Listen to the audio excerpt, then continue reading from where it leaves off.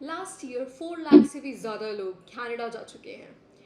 And आजकल सारे immigrants, चाहे वो स्टूडेंट हो, चाहे वो पीआर के लिए जा रहे हो, सबका फर्स्ट चॉइस कनाडा है। बट ऐसा क्यों है? क्यों सारे इमिग्रेंट्स और सारे स्टूडेंट्स कनाडा जाना चाहते हैं? ऐसा क्या है कनाडा में? एंड क्या आपको पता है कि कोविड के टाइम पे जो वर्ल्ड वाइड पैंडमिक सिचुएशन थी, उस टाइम पे कनाडा ने कनाडा में रहने वाले लोगों की कितनी हेल्प करी थी? क्या आप इन्हीं सारे सवालों का जवाब जानना चाहते हैं? तो ये वीडियो आपके लिए। So watch this video till the end because we'll be answering all these questions of yours.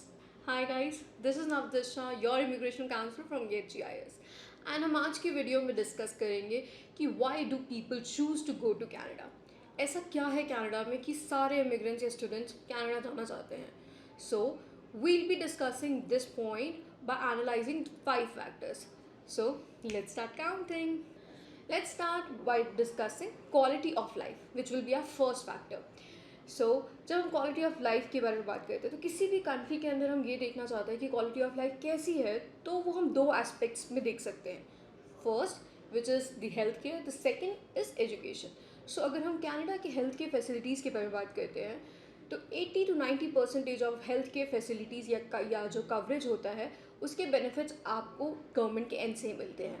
And when we talk about education, तो एजुकेशन का सारा खर्चा एक तरीके से कनाडा गवर्नमेंट कंप्लीट करती है. So now you can relate कि कितनी अच्छी क्वालिटी ऑफ लाइफ वहाँ पर होएगी. Second point is friendly and safe environment. So Canada का इन्वायरमेंट बहुत ही ज़्यादा फ्रेंडली है एंड सेफ है. ये हम ऐसे ही नहीं बोल रहे हैं. अगर हम इस लाइक दो कंट्रीज़ का कंपेयर करें, specially like USA and Canada के बारे में अगर हम बात करते हैं, तो USA का क्राइम रेट बहुत ज़्यादा हाई है. And when we see in Canada, Canada का क्राइम रेट बहुत लो है.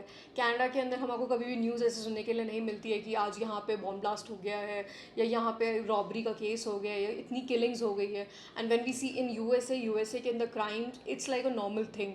Every second person can purchase a gun, they have a power to purchase gun, तो इसलिए क्राइम रेट्स वगैरह जो है वो बहुत ज़्यादा हाई है. And when we see in Canada, तो कनाडा के अंदर क्राइम रेट बिल्कुल भी नहीं है.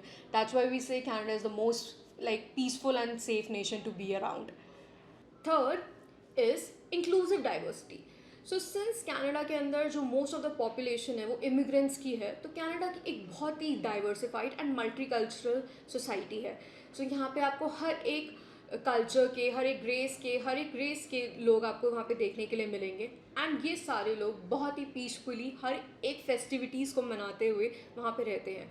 So you won't be facing any kind of trouble if you are coming from south और if you are coming from east और if you are coming from west, because Canada is a very peaceful and welcoming country.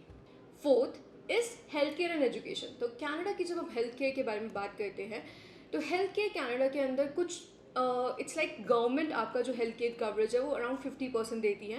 And if you getting employed to a very good MNC या किसी भी आप company में जाते हैं, तो वहाँ पे आपको कंपनी आपका बीइंग एन एम्प्लॉय और being a part of that company आपको एक इंश्योरेंस प्रोवाइड करती है. एंड उसके थ्रू आपका 100% हेल्थ केयर फैसिलिटीज़ या 100% हेल्थ केयर इंश्योरेंस आपको वो करवा के देते हैं. तो इसके अगर हम ये चीज़ देखें तो इस तरीके से एक तरीके से हेल्थ केयर का जो पूरा का पूरा खर्चा है वो आपकी कंपनी उठा लेती है. And when we talk about education, तो एजुकेशन तो गवर्नमेंट ही एक अपने एंड से पूरी कंप्लीट करवा के आपको देती है.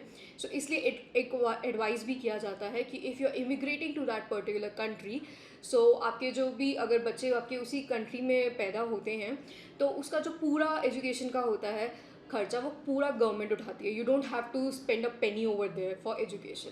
एंड एजुकेशन जो वहाँ की है वो बहुत क्वालिटी एंड होलिस्टिक एजुकेशन होती है, तो आपको उसमें भी कोई फिक्र करने की ज़रूरत नहीं होती है कि आपके बच्चों की एजुकेशन कैसे कंप्लीट होएगी या अच्छी भी हो रही है या नहीं. Fifth is strong economy. So Canada एक बहुत ही ज़्यादा स्ट्रॉन्ग इकोनॉमी है.